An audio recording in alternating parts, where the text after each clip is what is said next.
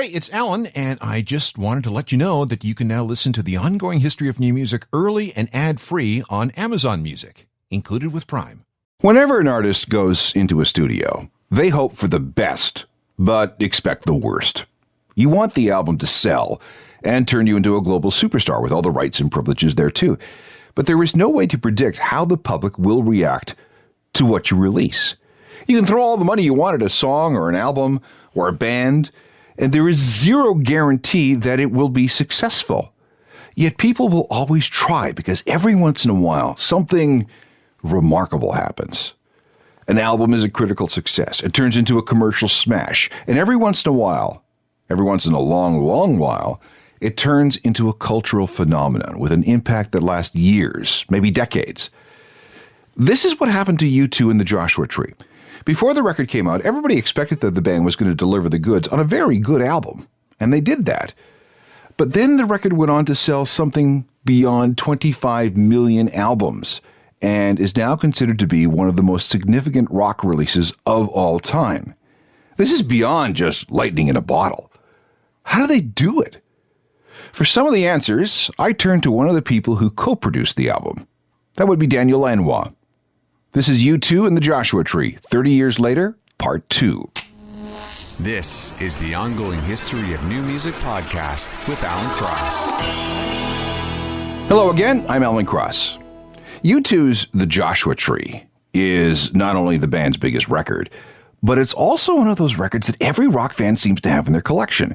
Beatles' Revolver, Led Zeppelin 4, Nevermind from Nirvana, The Clash and London Calling, Who's Next, Pet Sounds, Exile on Main Street, Rumors, Ziggy Stardust. You get the idea. March 9th, 2017 was the 30th anniversary of the release of The Joshua Tree. Then on March 12th, I sat down with co-producer Daniel Lanois to talk about the making of the record.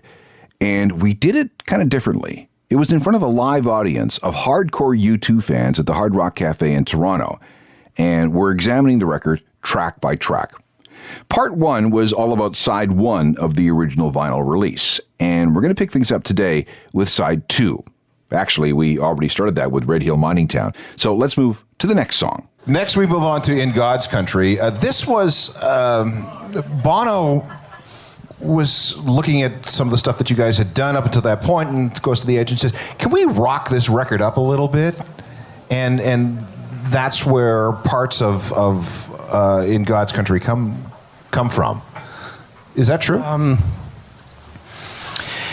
not sure what was going on in their heads with that. I just remember it being a very vibrant and propelling groove that we thought would be a nice compliment to the record. And it's really, I think it's one of Edge's best with the echo rhythms and a great groove from Larry. So, yeah, you're not far off. You know, Al, it's rock and roll, but it speeds along. It's got a lot of signposts. You know, it's got a little Audubon in it.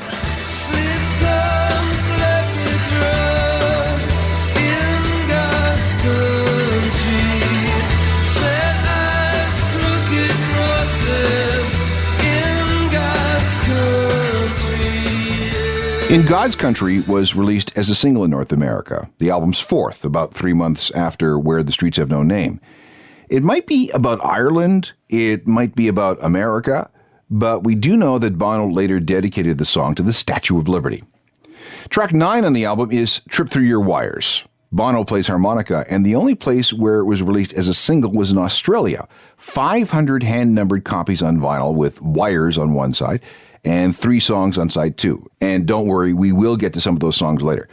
A copy of that Australian single, the limited edition one, will sell for around $50 today.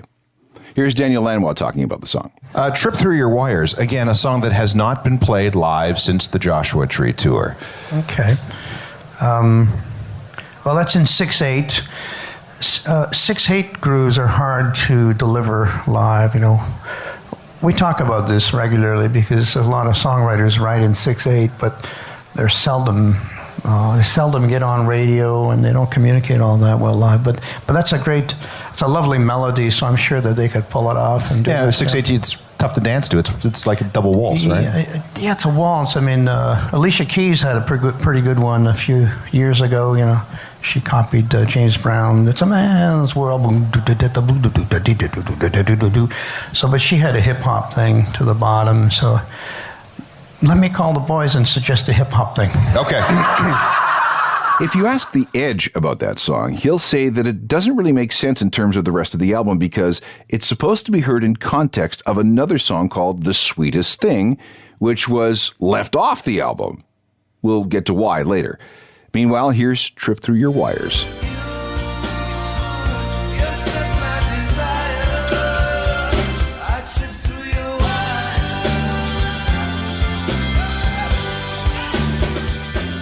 U2 and track 9 from the Joshua Tree. It's Trip Through Your Wires.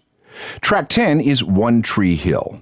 And this one comes with a sad, true story. One Tree Hill is one of another emotional song on the album because it tells a story of, or it's dedicated to Greg Carroll, the man from the Maori Man. Yes, who had a motorcycle accident. Yeah, that was a sweet man.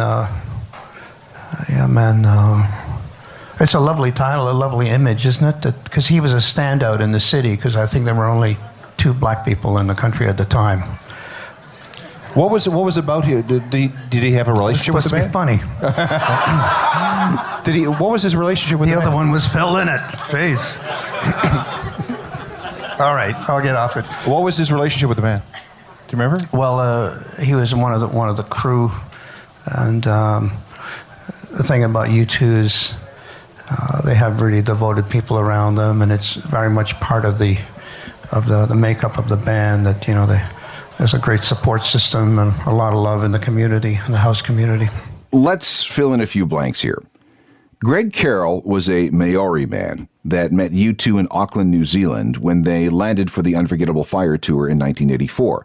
The story is that Bono had some really bad jet lag and he couldn't sleep, so he decided he'd go out on the town with some locals, and one of the guys who fell in with him that night was Greg Carroll.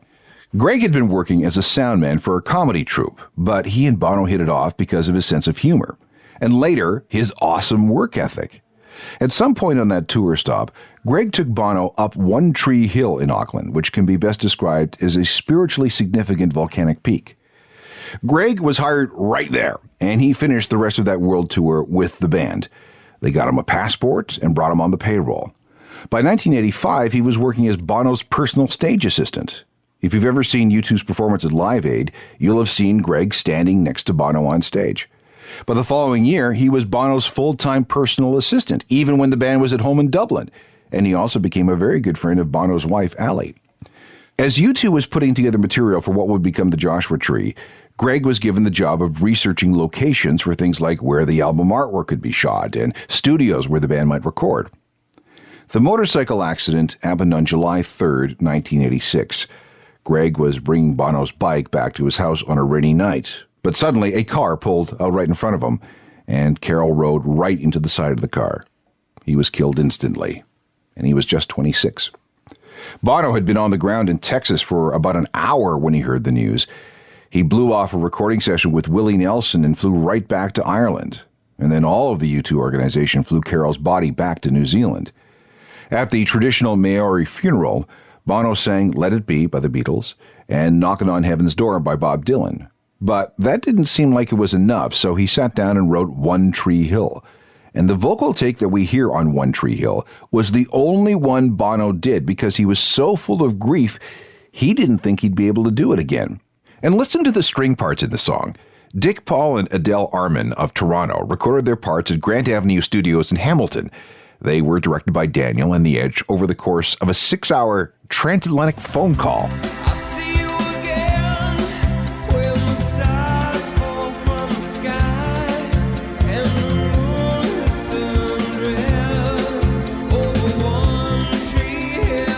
A couple more things before we leave One Tree Hill. Although it was inspired by the death of Bono's personal assistant, it also mentions the human rights atrocities in Chile under the dictator Augusto Pinochet. Along with Bull of the Blue Sky and Mothers of the Disappeared, which we will get to shortly, it forms a trilogy that call out the United States for its involvement in that regime. U2 hasn't played that song in concert a lot, but they have been known to bring it out for special occasions, and they always play it when they're in New Zealand. When we come back, we'll finish up looking at all the songs that made the Joshua Tree, and then start on all the songs that didn't. This is the second half of an interview with Daniel Lanois on the creation of U2's Joshua Tree album. We're going through the record song by song, and we have just 2 more to go for the album proper. Track 10 is Exit. What do you make of that, Dan? This is another song we haven't heard in 30 years. I don't remember how that one goes. Can we play it? We'll have to dig it out because, frankly, it's lost on me too. I can't think of it at the moment. Can you hum it? No. Oh, embarrassing. Let's play the song so we can all regroup.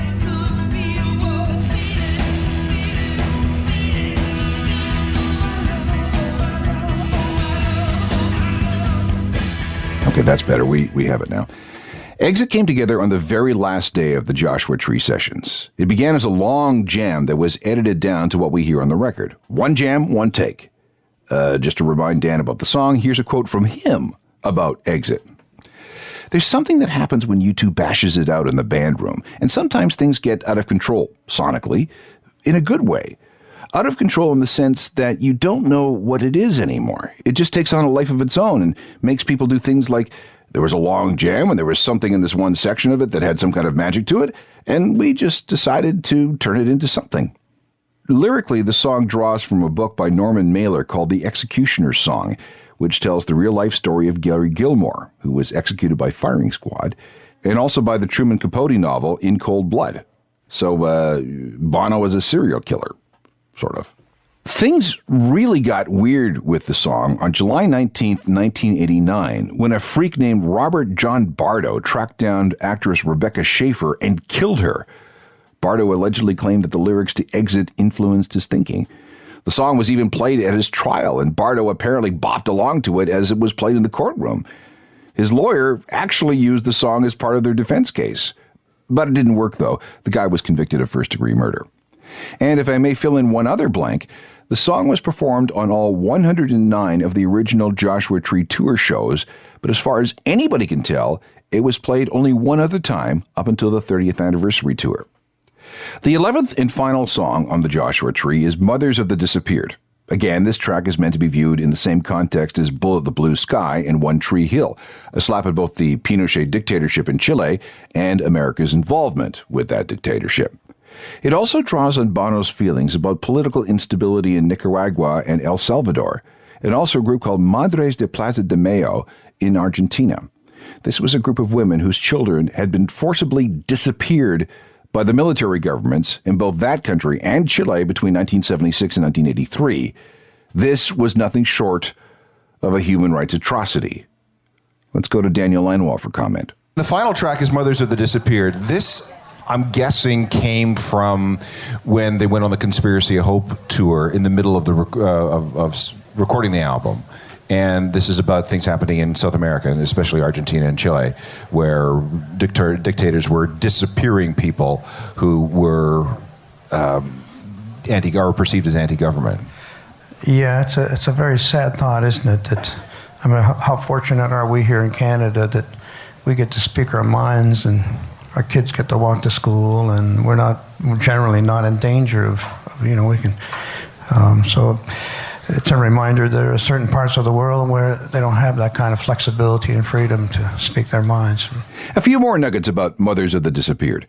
Bono lifted part of the melody from a song he had written while on a humanitarian mission in Ethiopia. He had written a little ditty on Spanish guitar designed to teach young children about personal hygiene.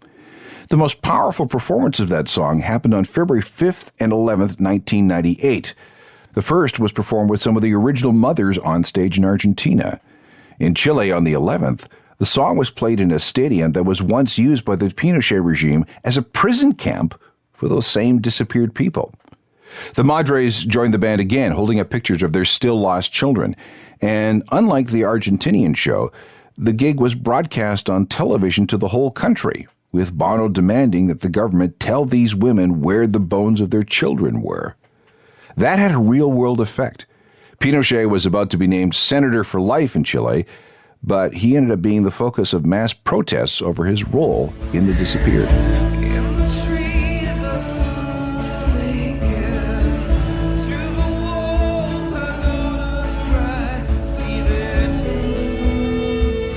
Mothers of the Disappeared, the final song on the Joshua Tree. One more note about that. In Guatemala, another country with a terrible civil rights record, that song appeared on the B-side of With or Without You, which was an interesting political statement. That's the whole album, but these are not all the songs that were considered for the record. We'll spend our remaining time looking at the album's orphan songs. This is a behind-the-scenes look at the making of the Joshua Tree from U2. We've gone through the 11 tracks that made up the record, but the band wrote more than 30, which means a substantial number of them did not make the cut, at least not initially. Some of those rejected songs have since officially seen the light as B-sides, while others still remain AWOL. But here's one you might know. And I guess the most famous of the songs that didn't make the album was Sweetest Thing. Oh, yeah. That turned out great in the end, didn't it? Well, yeah, and it took Bono to get into a fight with Ali to actually get it out there. Yeah, he, well, I don't know if I should be. Is the story common enough? It is. It was about missing her birthday? Yeah. He gave his wife the song, here, honey, I wrote a song for you. It's called The Sweetest Thing. She said, give me the publishing. If it's a gift, I want the publishing. And she donated it all to, there was a Ukrainian charity, right? For it sounds about right. Chernobyl, that's right, yeah. That sounds about right. That's a lovely Why didn't story. that song make the album? It was the B-side to where the Streets Have No Name, the 12-inch? It just wasn't complete yet, Al. I think it took another round of maybe a few months away from it, and they had another go at it, and then it made more sense at that time. It just goes that way. Sometimes something's not quite ready to be released. See, here again, I told you this before, but I talked to Steve Lillywhite, and he says that U2 is great at making records. They're terrible at finishing them. And maybe this is an example of something that just wasn't ready in time because... I think it's he's insinuating that there's, when you go into the studio to compose, if you walk in with finished songs, that's one thing, but if you're composing in the studio, it's hard to know when things are actually complete. So, in their defense, Again, Bono writes the song for his wife because he forgot her birthday because he was so tied up in the recording of the Joshua Tree. It originally ended up as a B-side on the single for Where the Streets Have No Name in 1987, and despite that backseat position, the song received an unusual amount of radio airplay and became quite popular with fans. And then, in 1998, it was re-recorded and re-released and was massively successful in Canada and Ireland, where it became a #1 hit. It also reached number 6 in the UK, but for some reason, only number 63 in the US. In Europe, the 1998 single was promoted with Sweetest Thing chocolate bars. These were actual chocolate bars wrapped in gold foil, and they are now super coveted by collectors of U2 ephemera. I have no idea how much they trade for, but it's probably way more than anybody should pay for a hunk of chocolate. But back to the original recording of Sweetest Thing, the one that was relegated to a B-side back in 1987. Let's have a listen to that.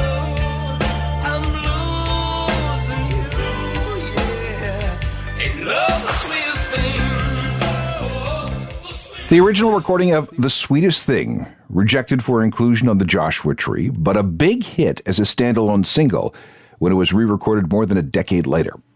Let's try another. Luminous Times, Hold On to Love is a co-write with Brian Eno. In fact, some sources list him as the sole songwriter, which, if true, would be highly unusual for a U2 song. It was packaged with or Without You as a B-side. It's a good song, but not enough to make the album.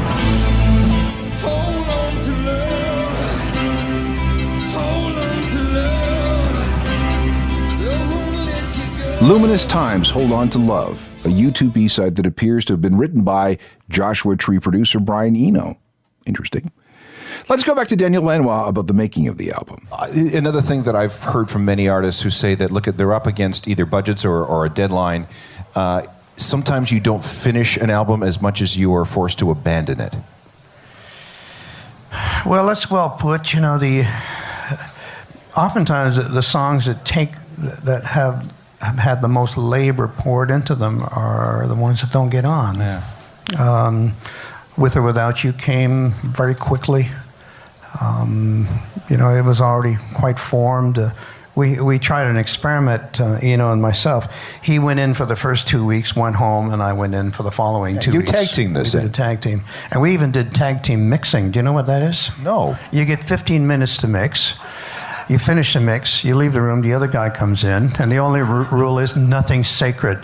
And the other guy does a mix for 15 minutes, walks out, and I come back in. And then in an hour, you've got 4 mixes to listen to. It's a lot of fun. It's kind of like speed chess. Speed chess, there you go. Cool.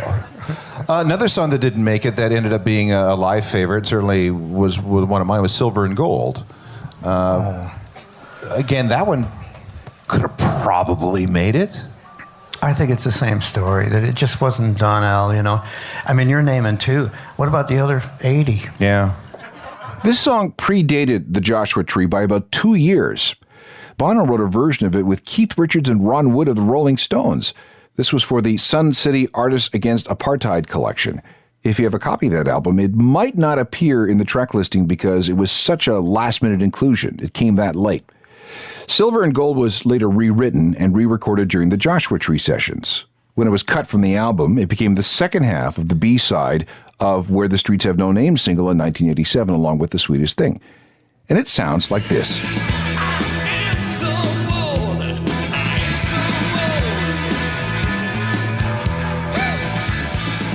Silver and Gold, recorded for the Joshua Tree, but not included on the original release.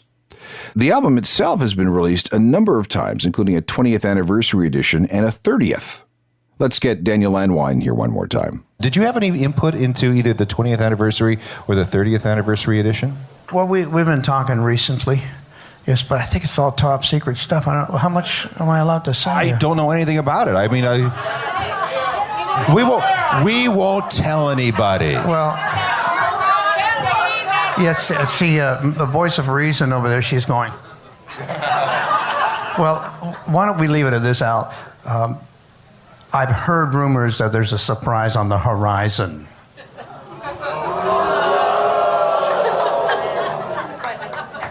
All right, we'll leave it at that then. Thanks, everybody. Nice to see everyone here at the Hard Rock Cafe. Have a nice time, and we'll see you a little later. Yeah, bye. Thanks to Daniel Lanois for being so generous with his time and his stories. Thanks to the Hard Rock Cafe in Toronto for giving us a place to do the interview. And thanks to all the U2 fans that came out to see this thing happen. Oh, and to everybody at Universal Records for all the help. You guys rock. Technical production is by Rob Johnston. Talk to you later. I'm Alan Cross. You've been listening to the Ongoing History of New Music podcast with Alan Cross. Subscribe to the podcast through iTunes, Google Play, Stitcher, Spotify, and everywhere you find your favorite podcasts.